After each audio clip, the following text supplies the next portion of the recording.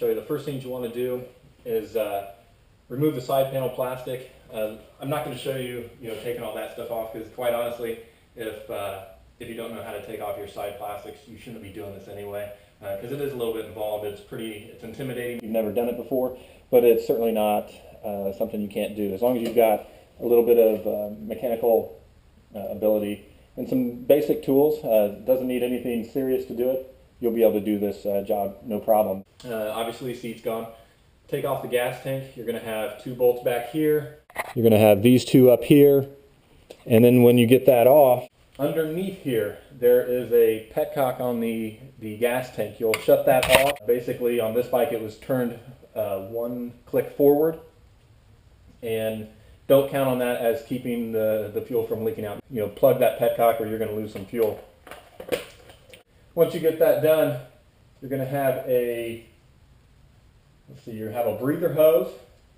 You'll have the actual fuel inlet and an overflow. I left the overflow on and I just pulled the hose out. It kind of wraps around the suspension pieces in there. Whenever you're taking this apart, it's always good to have your phone on you, something like that. Take some pictures of how things are as you're pulling them out, so that whenever you go back to reassemble it, you can go back and look at it. If you're not sure if you'll need a picture or not, take a picture. It'll help a lot. You're also going to have these 2 wires. Disconnect those. I zip tied them together, and I wrote a T for the one that was on top of the other, or basically it was the one that was most forward on the bike, so I won't get those connected wrong. After you do that, you'll be able to lift the tank off as 1 unit. Go ahead and have something ready to put it on, something safe that you're not going to damage the fuel outlet on it, that type of thing. I actually had a couple go-kart tires here, so I set them down in that so everything's safe and it's not moving around. Next thing you're going to do is you're going to take off the airbox assembly. This is your airbox assembly. What you'll have to do is loosen these clamps. See if I can show you here. These clamps, that's what goes around the actual carburetor intakes. So you'll loosen all those, and then you're going to have some hoses that connect to the front underneath the air intakes.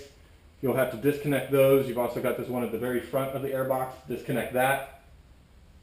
You'll loosen these clamps that hold the intake hoses on. Loosen them just a little bit so that you can pull it out as a unit. When I did this was my kind of winter project, but it actually was really fast, so it's not quite a winter project. This is a week project for me. But I'm changing air filter. The 3 filters that are inside of here, there's 2 of them. I found that one of mine was completely gone, just disintegrated. Next thing you'll do is, these are the electrical connections that go on top of the coils. You're going to have a coil on each plug. You've got, this is cylinder 1, 2, 3, 4, and the plugs are actually, mine were actually numbered on there so where they go, but you can't get it wrong. Disconnect them, pull the coils out. I zip tied them kind of up out of the way just to keep them up and away from the valve cover. To get the valve cover off, you actually have to disconnect the carburetors. You will have to have one of these long screwdrivers. I never understood why anyone would have a screwdriver this long until you actually need it. Let me show you here. This little angled slot, your screwdriver is going to go through here, and you probably can't see it down in there, but down in there on the base of the carburetors, you've got hose clamps on all of them. And cylinder 1 and 2, the screw head is facing this way, so you'll unscrew it from through there, move it to the next one and unscrew it, and then you'll come to the other side of the bike, and there's a slot just like it on this side. You'll do cylinders 3 and cylinders 4. You'll loosen them up pretty good, all the way, but don't drop the screw out of there. Once you get those done, the carburetors are still on there pretty good. Let me show you these 2 while we're talking about it. These 4 hoses, these little vacuum hoses, are connected to the airbox. You'll see them. You can't pull the airbox out without disconnecting these. Check those hoses. I replaced mine, and I'm going to try to show you here the reason why. I don't know if you'll be able to see it, but there's little cracks in that hose, and they're not a vacuum leak yet, but they would be. Over time, as those cracks get deeper into that hose, it will cause a vacuum leak and probably make your bike not run at its best performance. All right, next thing I did is actually disconnecting the carburetors from the intake side. I actually use this great big crowbar, I'll show you here, very, very carefully. I didn't really want to use it, but it's safer on your back than messing with it. I actually threw my back out doing this, and I wasn't even pulling anything hard. It was just the angle, just screwed it up. But I actually put it just against the frame here, and just barely on the underside of this carb, and I just pried gently, did it there, did it on the other side, and just did it a couple times and watched the boot to make sure that it was coming apart. As long as you've got those loosened up enough, it will come off.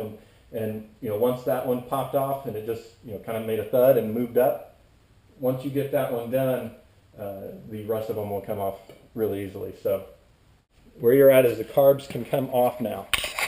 The reason the carbs have to come off is there is not enough room in between the frame rails here. I thought, well, maybe I can move this intake track, maybe I can move this and pull the valve cover off, and it's real close, but there's just not enough room. And so instead of damaging something, just do it right. So what we did, or what I did, is you just lift these carbs up out of the way, loosen the 3 bolts on top of the valve cover. Let me show you here. This is the valve cover. These are the reed valves. Obviously there are hoses connected to this. As you take it apart, you'll see the hoses that are connected. Just take pictures, like I said, of where they go and just disconnect them. This goes, yeah, let me show you here. This one was down in here this way. So I just disconnected it, hung it over the side, get it out of the way. Anyways, you've got 3 valve cover bolts. Take those out.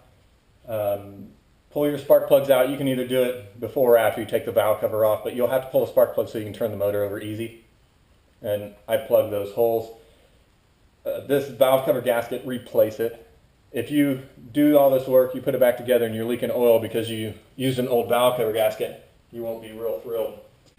Next thing that we're doing is if you pull this, if you have a buddy, someone that can help you just for a little bit, you can pull that out of the way. Show you.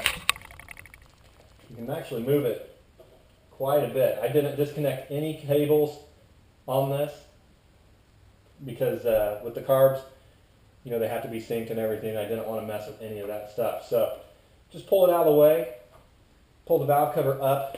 Let me show you a couple other spots that are kind of tricky. Hope you can see it, but on this side and on this side, there's these 2 square looking pieces that are molded into this, it's a rubber flap that's basically behind the radiator. It keeps stuff from flying up and hitting your engine, I guess. But you got to push them kind of out of the way to get that valve cover up and out of there. And once you get it up, you can rotate it a little bit and just bring it out. It just comes out real nice and easy. And so then at that step, you are down to the meat of it. And it's kind of hard to get in there. You're going to need feeler gauges. Now, you need some pretty thin feeler gauges. Intake manifold, the clearance is between 0.17 millimeter and 0.23 millimeters. So, on this one here, the feeler gauge I've got, the smallest it can get down to is 0.178. So that's the one that I use. And what you're going to do is you put it in between the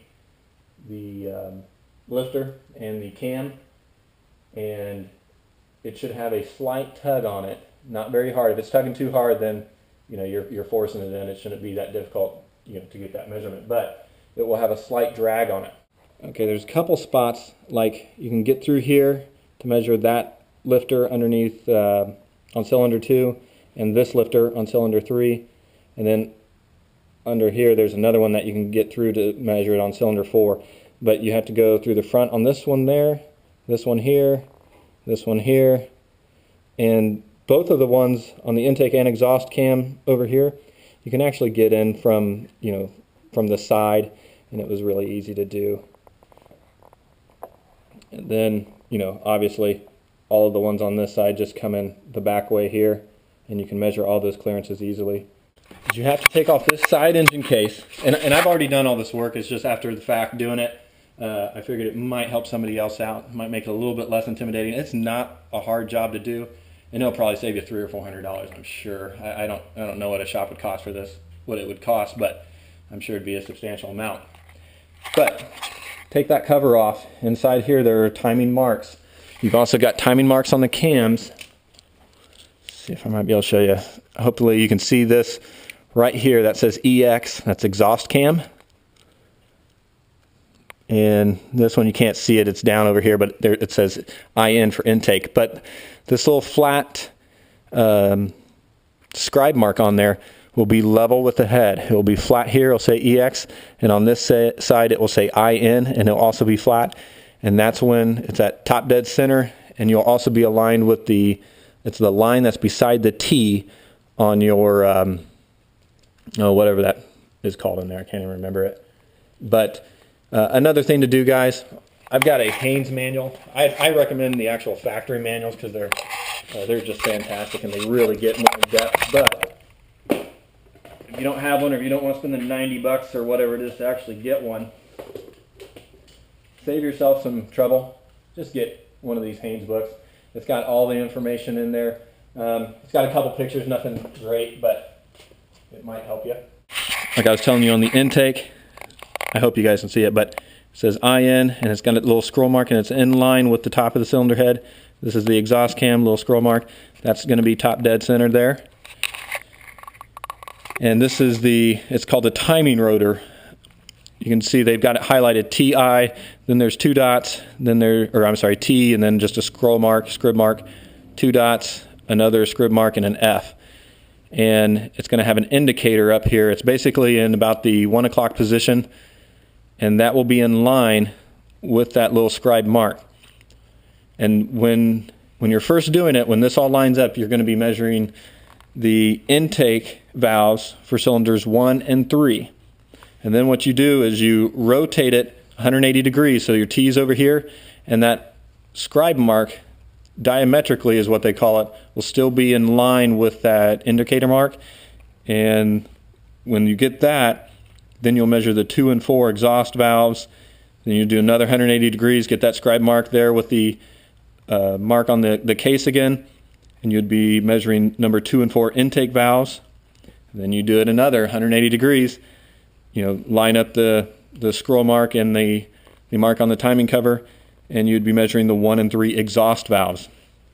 As you do this, what you'd be doing is you're going to go through and you're going to write down exactly what your measurements are. These are mine. Okay, basically just draw it out. You got your exhaust cam, you got your intake cam. There's going to be 2 lifters, per cylinder for intake, and 2 per exhaust per intake. And just write down what you measured. My first cylinder was 0.178, second cylinder is 0.178, 0.203, third 0.178, 0.178, fourth 0.178, 0.178. Do this for the intake. Do it also for the exhaust. Now the exhaust has got a larger clearance. It's going to be between 0.25 millimeters and 0.31. On the exhaust, it's hard to get down in here. What I did is I felt with my finger to make sure I was on the lobe of the cam and guided the feeler gauge down to it. Now on the exhaust side, I used these type of feeler gauges where they're actually bent. It helps you get in there. Now on the intake side, I didn't use these. One, because this did not get thin enough for the clearances. I don't want you to just go off this video. This is just to kind of give you a little bit of guidance and help you so you can see that it's not that bad of a job. It's intimidating to think about it before you actually do it, but once you do it, this is just not a big deal. Even doing this once every 16,000 miles, sure, not a problem. But get yourself a Haynes manual, read it, be familiar with it, take a highlighter to it, highlight the important parts. If you have to do your shims, if you have to change them to get the clearances correct, you would take those numbers that you wrote down, and in the Haynes manual there's actually the formula of of how to calculate what size shim that you would need